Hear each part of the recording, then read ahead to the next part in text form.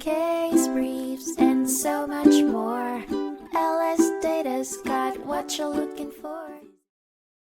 In 1996, a fire severely damaged a home in Montgomery, Alabama after a faulty gas fireplace starter had been installed along with a poorly constructed firebox. Allstate Insurance Company, which paid for the damages, subsequently filed a lawsuit against the general contractor and subcontractors responsible for the installation and construction. In response, third-party defendants, including Jenkins Brick Company and Costin Plumbing Company, filed their own lawsuits claiming negligence, breach of warranty, and contract issues. Jenkins Brick Company, in particular, filed a motion to strike the claims against them, arguing that the essential requirements of Rule 14A had not been met. Allstate, acting as subrogee of the homeowner, Russell Davis, sought to recover the costs paid for the home's reconstruction, replacement of its contents, and expenses incurred during the reconstruction. The United States District Court for the Middle District of Alabama, in its 1999 ruling on Allstate Insurance v. Hugh Coal Builder Inc.,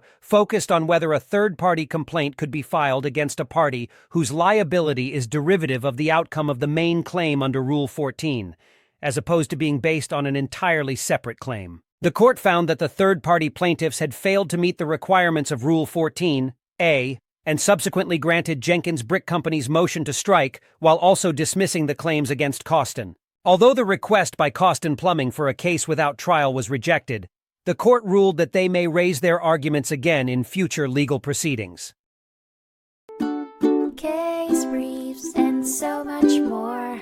LSData's got what you're looking for. Visit lsd.law, elevate your mind. Leave the stress of class.